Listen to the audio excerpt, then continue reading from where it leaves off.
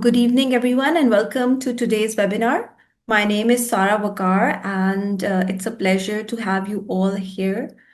I have over 12 years of experience in the financial markets, both as a financial educator and as a trading mentor, and I've helped many individuals get the necessary discipline, knowledge, and confidence to trade the markets effectively.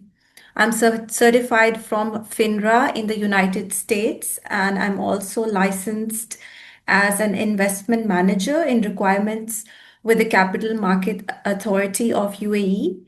And before we begin, I would like to welcome you to Amana. Amana has a 15-year track record of being one of the region's leading brokers and providing clients with advanced trading technology, reliable execution, and dedicated customer support.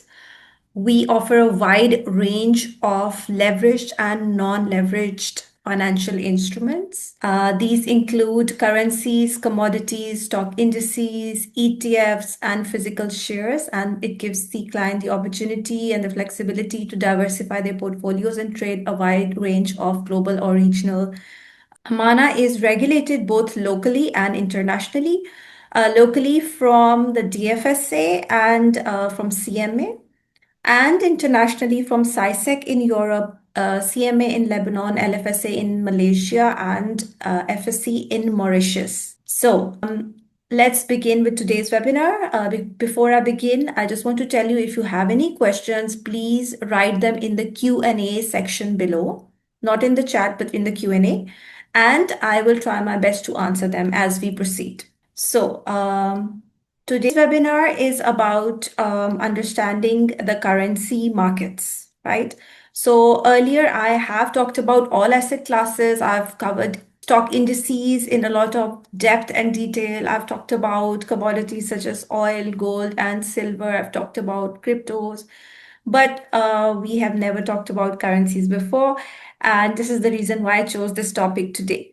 So the foreign exchange market, which is also known as Forex for short, is the largest and the most liquid market in the world, where trillions of dollars are traded. So before I move, I want you to just read this disclaimer, which you see on the screen. So let's move on. So in today's session, we are going to be exploring how the major currencies actually work, what influences or moves the exchange rates, and how factors such as central bank policies, interest rates, economic data, and market sentiment drives these trading opportunities in these currency pairs. So whether you are new or whether you want to strengthen your understanding about the markets, my goal is to provide you with the practical knowledge that you can apply to trade currencies. So how is a currency expressed? So a currency cannot be alone. It has to be expressed in terms of another currency. Therefore, the exchange rate is always a relative value of one currency in terms of another, right? So if, for example, I say that the euro strengthened, I have to actually define strengthen against what? And that's usually the dollar, because as we know, the dollar is the reserve currency of the world. So most of the time when we are talking about one currency strengthening or weakening, we assume that it's with respect to the US dollar. But actually, it is something that should be clear to you, and it needs to be specified that currency rates are always relative values. So first of all, we have the 7 major currency pairs. And what are these major currency pairs? These currencies are those which are the most liquid and the most frequently traded pairs in the world. So how is a currency expressed? It's expressed as the first currency in the exchange rate is called the base. The second currency is called the quote. And always it's one of the base, which equals this much of the quote. So 1 euro here equals 1.14 US dollar. So again, one of the base will equal this much of the quote. Okay. Then a pair is called a major pair when one of the currencies in the pair is the US dollar, because the US dollar is one of the world's most heavily traded currencies.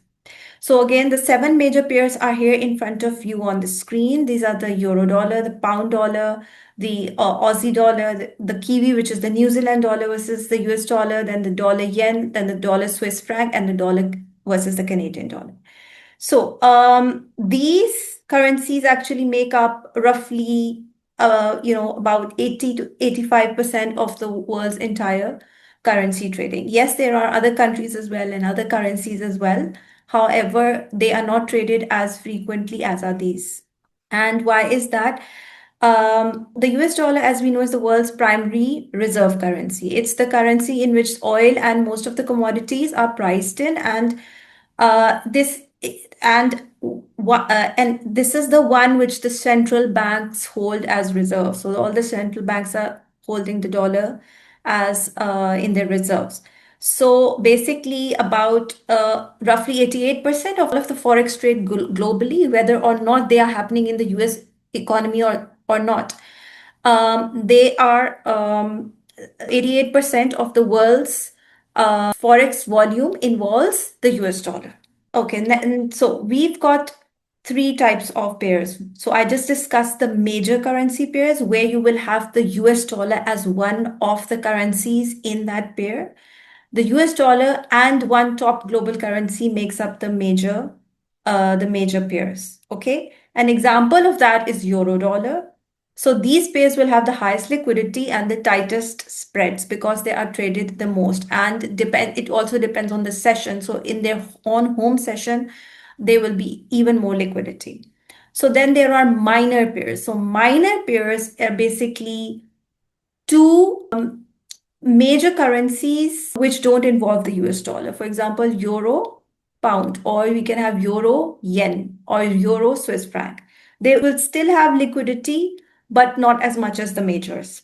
And then we have the exotic pairs, which are basically emerging market currencies. And so they will be against the US dollar. For example, we have the Turkish lira versus the US dollar, or the South African rand versus the US dollar. Now, such currencies are called exotics, and because one of the currencies belongs to an emerging or a developing economy, and they will definitely have lower liquidity than the majors or even the cross pairs.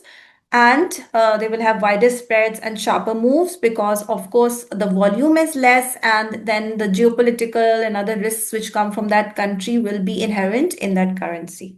So, if you're just, a beginner, and or you are actually, even looking for better executions or liquidity, then it's better to stay and trade in the major currency pairs. Okay.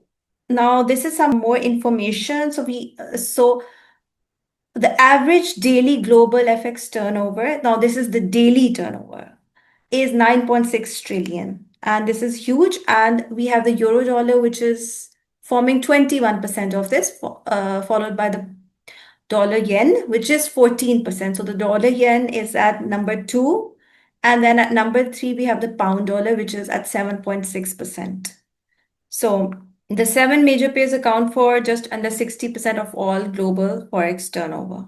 So these are like a few basic terminologies that I want to do with you, because when you trade currencies, you keep on hearing this. Okay.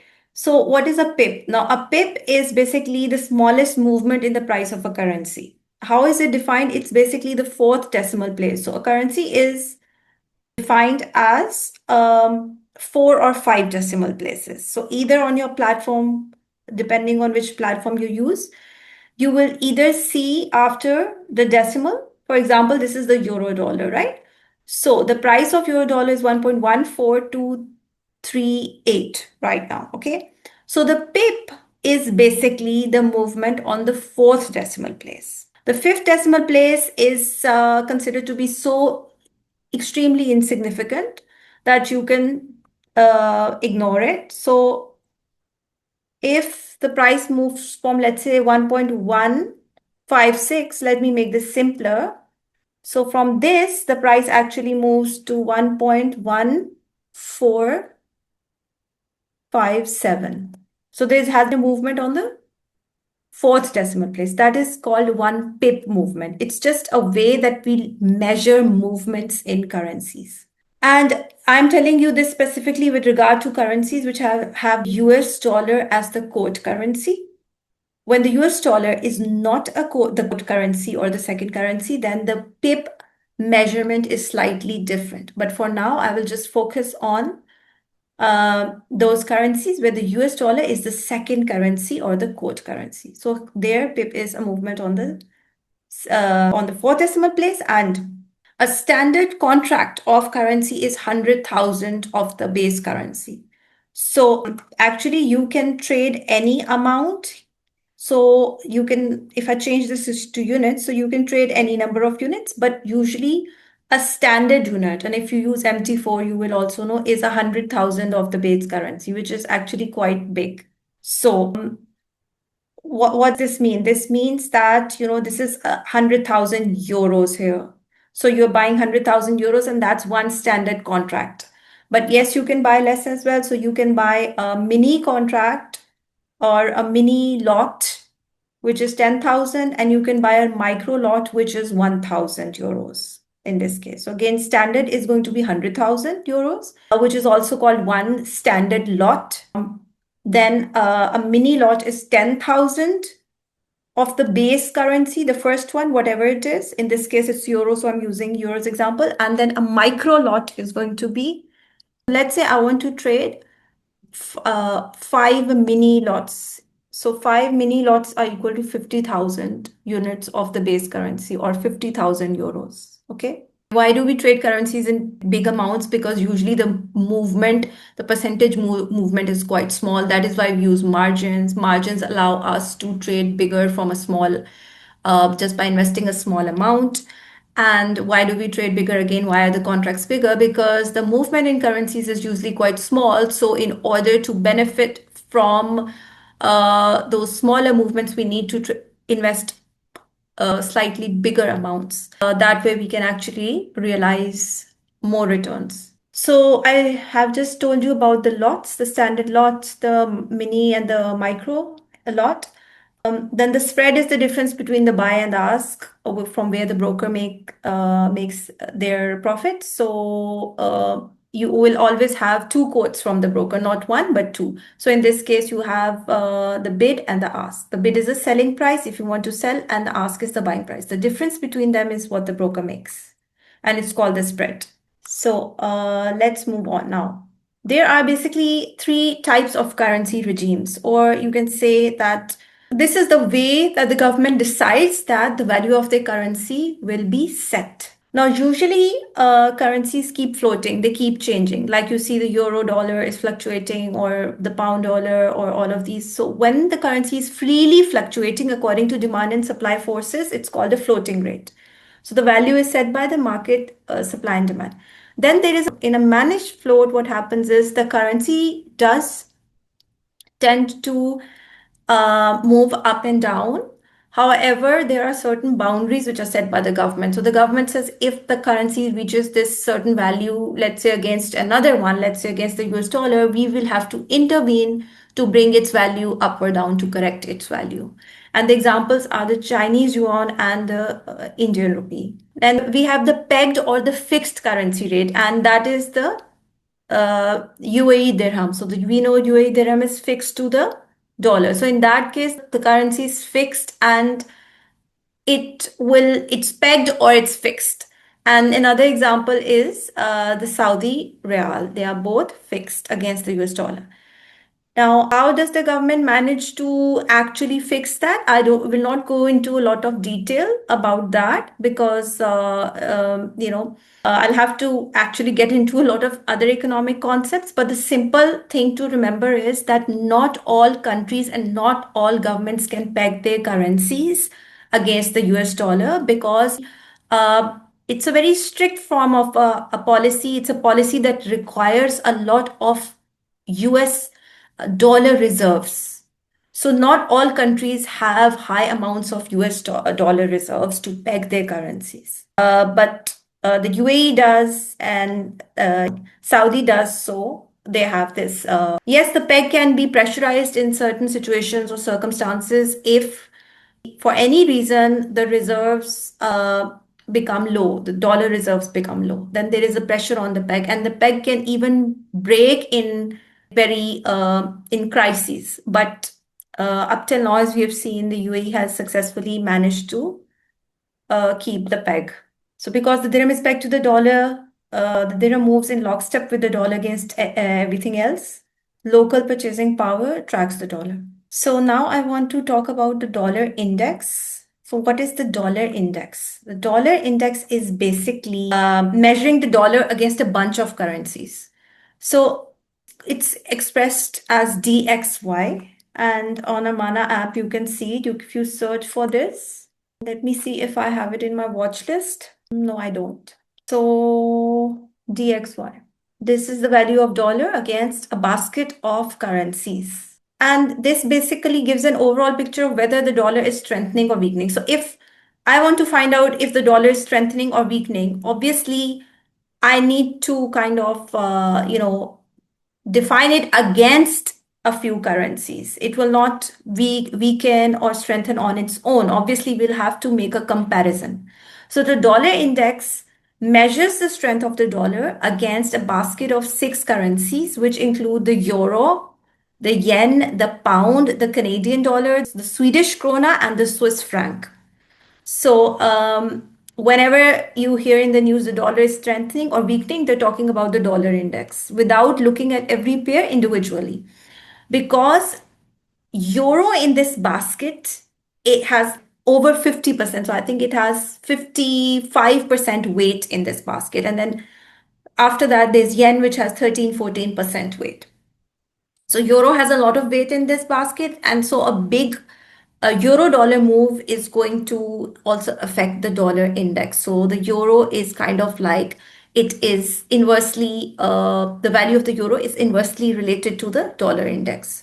So what is happening right now? We can see that it is slowly strengthening. So this is the weekly time frame, and I always look at the bigger picture on the weekly and the daily. So if I look at the daily, so from starting from May, starting from May, it has slowly started to climb up, means the dollar is strengthening also because of the Fed's hawkish stance, or just the Fed, whenever the Fed signals that they will increase the interest rates, or they signal a hawkish stance, that actually causes the dollar to strengthen, because people feel if the interest rates rise, then they will get more returns in US dollars. So naturally, the demand for the dollar goes up, and the dollar shows some signs of strengthening. So, a hawkish stance, or a stance of the Federal Reserve Bank to increase interest rates, is always positive for the dollar. Okay, so let's move on. So it's actually been up by 4.8% since the past year, which is a big, actually, it's quite big in terms of currency. So 5% is not a small move actually for the dollar index. That's pretty huge. So again, the reason for that is the hawkish stance of the Federal Reserve Bank, or their signals that we might increase the interest rates, so the interest rates are already around 3.5 to 3.75, which is not that low. Now let's look at a few very important factors which move currencies. So these are the fundamental factors which move currencies. The first and the foremost is the interest rate differential. What is the interest rate differential?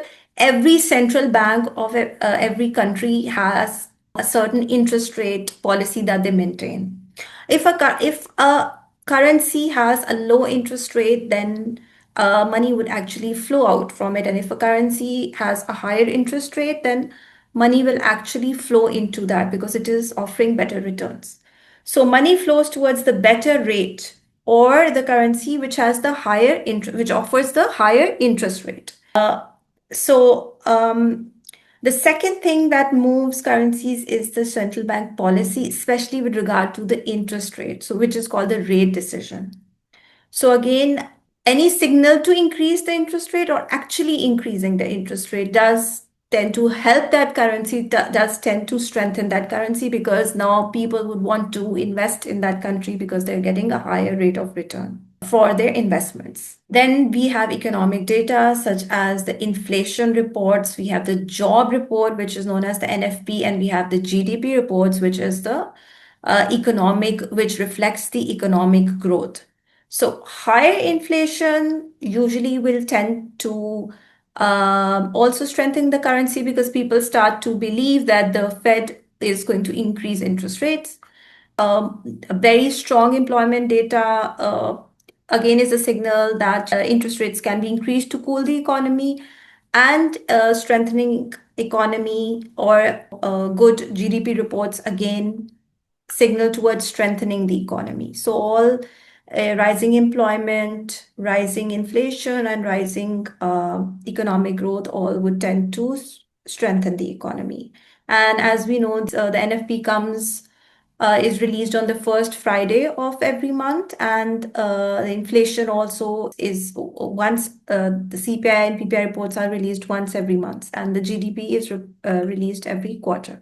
So then you have the risk sentiment. That's the overall risk which is prevalent geopolitically, across different economies over the world and in that country. So capital flights to safe havens during stress. So during stressful economic periods, people tend to move their money to safe havens, which are the Swiss franc, the US dollar, and the yen. These are considered to be safe havens. And this aspect has little to do with the interest rates or anything else. So people, when they just feel that, okay, the US dollar just offers me something more stable and better and a better hedge than my own currency, so they will just start investing abroad. And the same thing goes for the Swiss franc. So Switzerland has been considered a safe haven for a very long time, despite the fact that the Swiss franc has near zero interest rate. Even then, money flows there. Why? Because it's considered to be safe haven. And the Australian dollar and the New Zealand dollar are considered to be more risky because these economies are more export based, and they are kind of very much tied to their trading partners' performances. For example, the Australian currency does react a lot to the Chinese economy's performance in events because China is a big partner. So it's kind of dependent on that. So now what I'm going to do is I'm going to take a look at each and every currency right now on the price charts, and let's see that what these currencies have, how they have been performing, what's happening to them. So let's look at the euro dollar first because it's the most traded pair. Okay, so what I can see here is, how do I look at the trend? I will go to the daily time frame and I will have a view of the last at least 4 or 5 months when I have to assess the trend. So what we see is that the euro has been steadily losing value against the dollar. If the graph is going down, it means the first currency is losing value against the second currency. In this case, euro is the first currency, so euro is depreciating against the dollar. So I see a depreciating currency here, and primarily that means that the market offers opportunities to short again. We see the market making lower highs and lower lows. So again, when the market pulls up and then it falls down, it pulls up and it falls down. So in this case, if you want to trade, then the best way to trade is again wait for a pullback and look for bearish price action signals in this case. For example, let me just give you an example here. Market pulls up and this is a place to short. After confirming for bearish price action, market pulls up, confirm bearish price action. Market again pulls up to the previous support, confirm bearish price action. So I'm just going to draw a line here. This is the previous support. It became a resistance. So this isn't just an average line where the price hits and bounces up. And then again, what has happened here is once the price breaks below this support, it will move up, and this support will now act as a resistance. Obviously, it does not always happen like that. That is why we need confirmation in terms of price action signals. What is the price action signal that we see here? We see a bearish engulfer. If you've taken my previous webinars and in which I've discussed the entire trading strategy that I use, looking at price action, the charts, and the market structure and the trend and everything, you will understand that this is a bearish signal. So what I do is I personally don't go against the main trend. I trade in line with the main trend. So in this case, that would mean if it's a bearish market, looking for opportunities to short the euro. Once the price pushes up or pulls up, once the price pulls up, we at that point in time we look for a bearish price action signal. So here is a bearish price action signal, although the second day the bearish engulfer is pretty big and it does kind of take away a lot of the move, a lot of the bearish move. But then again, we need to be sure that the market is ready to fall after pulling back. So yes, this is an interesting place here. Market might actually fall from here, but it depends on finding a very clear bearish price action signal, such as a bearish tail bar. We already have a tail of this bar, which is somewhat bearish. If we get a clearer price action signal, such as this, so this is a much clearer formation, bearish formation, that could actually mean that markets are ready to fall from here again. Now, let's go to the dollar yen. So this is worth mentioning these days because a lot of people are talking about it. Why? Because the dollar yen actually peaked and it reached 162.8, which was a high that this market has reached in 40 years, after 40 years. So one thing I want you to please pay attention to is that while the other currencies have the US dollar as the second currency or the quote currency, the dollar yen is expressed with the dollar as the base and the yen as the second, or the yen as the quote. So what does this mean? This means that $1 is equal to 161.9 yen. So just be a little careful. Look at the way that it is expressed so you don't make a mistake. So if this graph then goes up, it's trending up, what does that mean? It always means the first currency is strengthening, right? So if the prices are crawling up, this means the first currency is strengthening against the second. If it's going down, it means the first currency is weakening against the second. So in this case, it means the dollar is the dollar is strengthening against the yen. Or we can also say that the yen is depreciating against the dollar. Now, why would this be? First of all, generally speaking, when you observe such a trend that one currency is strengthening against the other, you cannot really kind of separate out the factors easily. So it could be something which is making the dollar strengthen while the yen remains the same, or it could be something which is causing the yen to depreciate as well, or it could be both factors, right? So the thing to understand is we have a pretty good uptrend. We have a clear uptrend here, and that has been there since. So that has been there since a good 3 months, and we are definitely at a peak, so some risk is there. So I'm not saying that this trend, will keep continuing forever. However, we do have opportunities. Like for example, there was this big correction followed by a very clear bullish price action signal in the form of this rejector, this bullish rejector. So this was a very clear buy signal here. So in an uptrend, what we do is we look first of all, we wait for a price dip, and this dip happened exactly to the previous high. So this part here, let me zoom this in more. So this part here was the previous or sort of a resistance, and then we see prices dipping down to that same and then giving us a confirmatory bullish signal in line with the overall trend. So this was a good opportunity. However, I would like to talk about one thing that historically, when the yen reaches around 160, the Bank of Japan does tend to intervene because they feel that the yen has become too much weak. So that is one thing I would want to flag here. So there is some possibility of intervention which can cause it to fall and break the trend. Now, why is this actually, why has this yen been going up so nicely? Sorry, the dollar has been appreciating so much relative to the yen. One reason is the interest rate differential. So we know that the Fed has an interest rate of 3.5 to 3.75 against the Bank of Japan, which has a near zero interest rate. So because of this interest rate differential, uh, there has been borrowing in the low yielding yen, and that borrowing is then used to buy in dollars, to buy high yielding assets in dollars. Because the yen is cheaper to borrow, because the interest rate is near zero, there is a lot of borrowing in yen to fund the positions in the high yielding dollar because the dollar has a higher interest rate.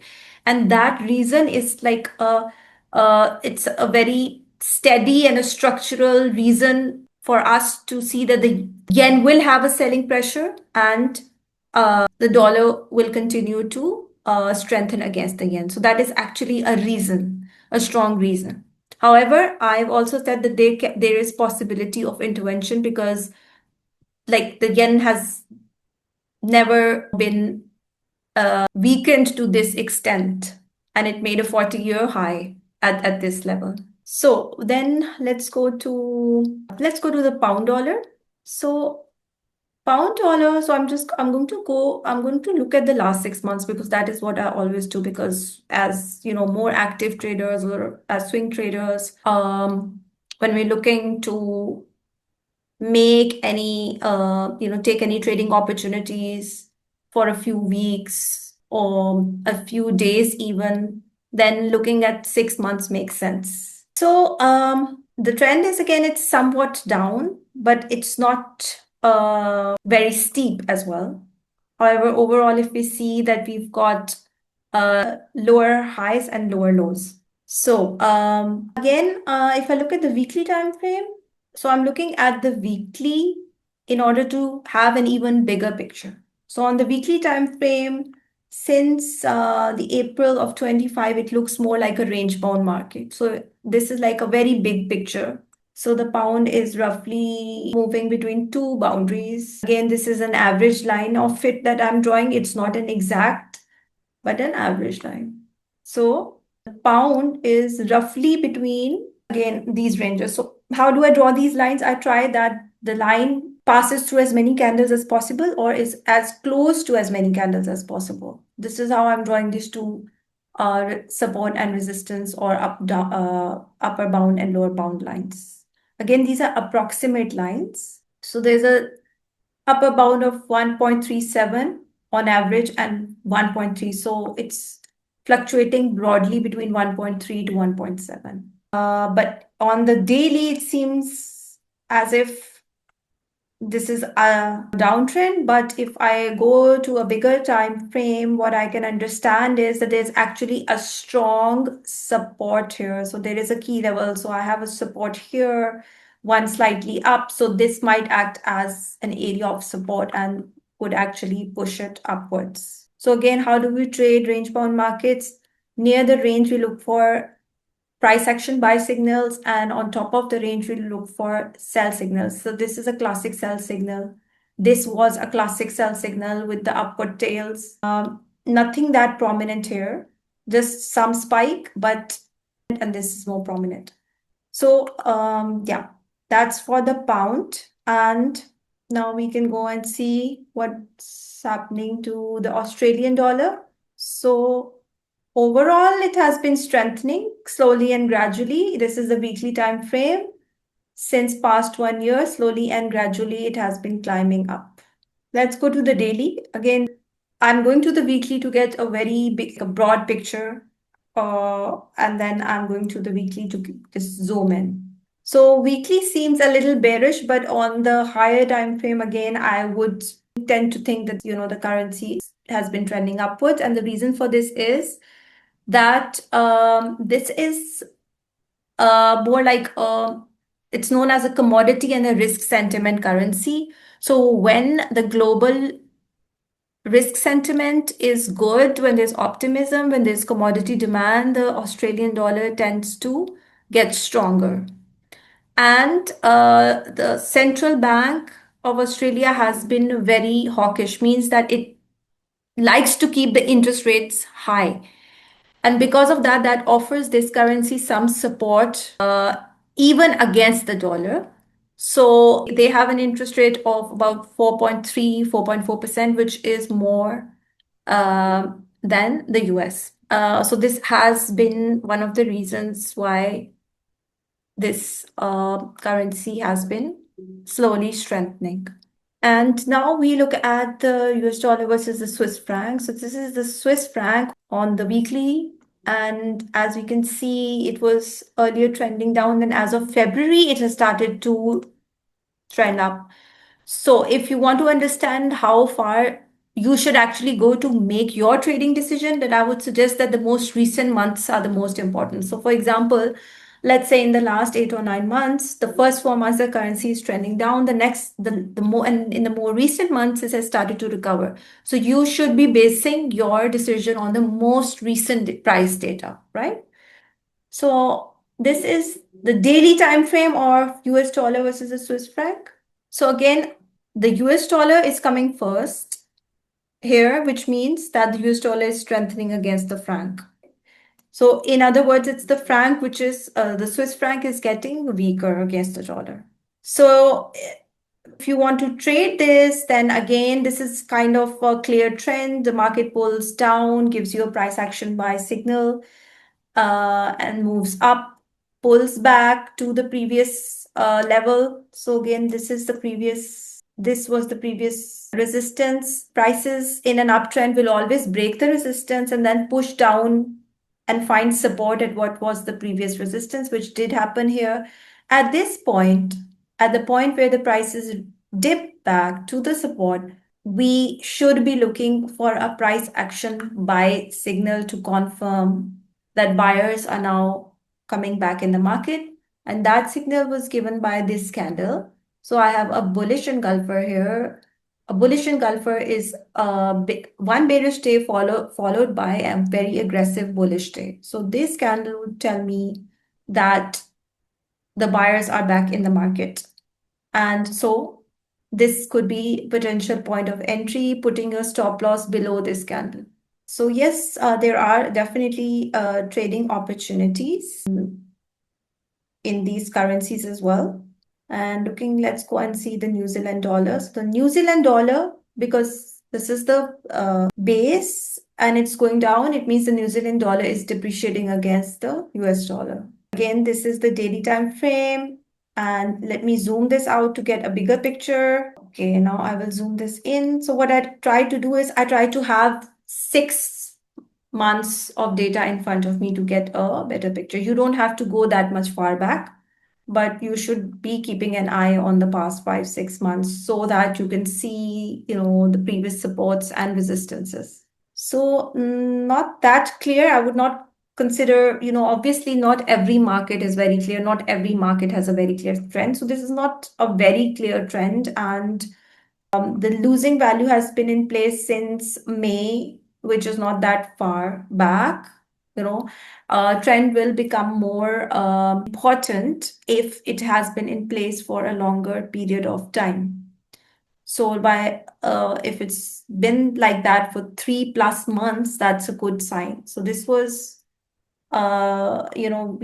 this market started to fall since somewhere, in June, I would say. So overall, I don't consider this to be a very good market structure. And if I go to the weekly is something like this. So the weekly is a bit confusing. It's kind of, I not actually make sense of it. So yes, there will be markets where you don't feel that you understand it. You don't feel like there is some clear support or resistance, or you know what's going on. So in that case, of course, you have a lot of other good markets to be in. So one interesting thing that I want you to see is that, or understand, is that currencies actually do not, you cannot measure the returns of currencies the way that you measure the returns for equities or for gold, for example, because currencies just they are not growing like stocks are growing.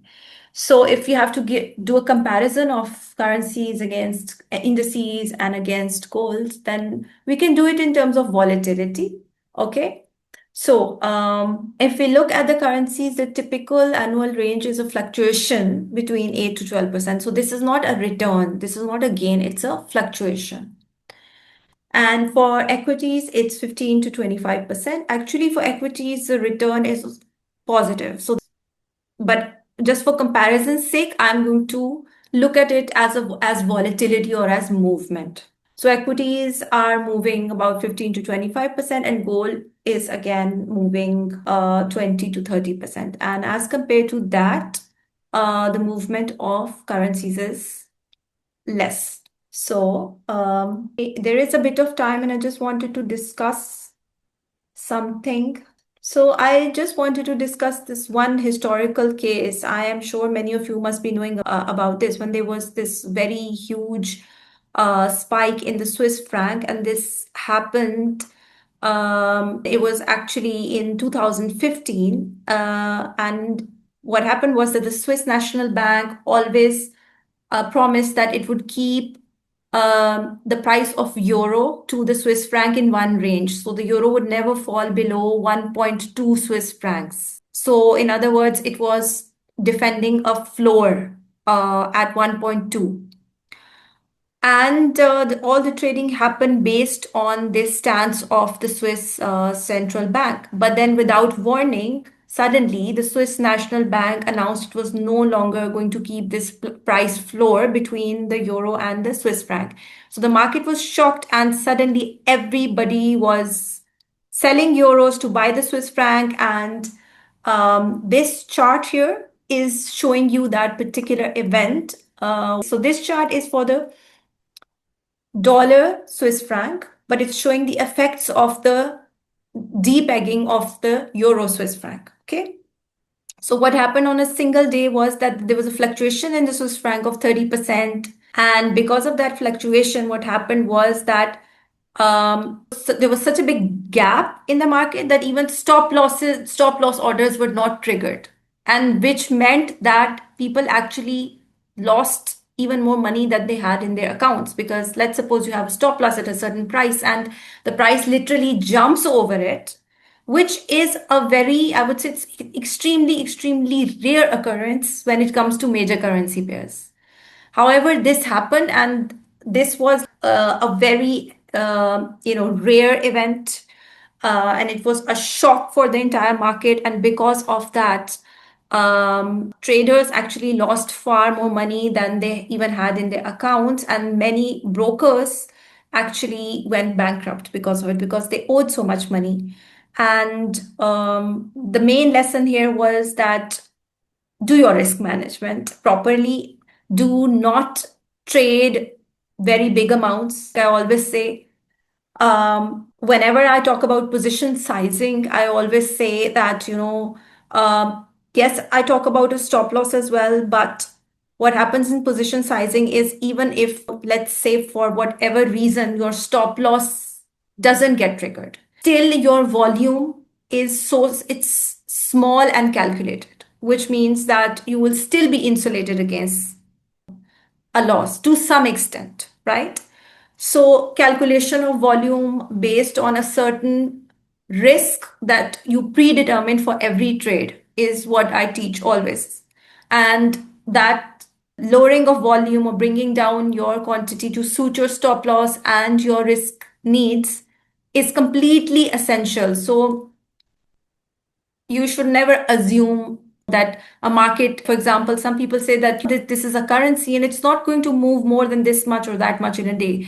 So do not assume that a market cannot move a certain amount just because it has never done that before, right? And any pegs or any policies are just policies, and they can change anytime. So yes, this was a lesson that was, well learned by the market, and I hope that it does not get repeated. So we are going to wrap up today's session. I hope you have a clearer understanding of how the currency markets work and what drives the currencies. And just remember, trading is not just about predicting the moves. It's about, managing your risk effectively. It's about maintaining discipline in all of your trading decisions, and you just keep learning, continue to practice in a demo account until you get the confidence to trade in a live account, and always approach each and every trade with a predetermined risk and a proper plan of where will you enter, why will you enter, where will you exit, etc. So thank you for joining me today, and I hope that you found this session valuable, and I look forward to seeing you next Tuesday.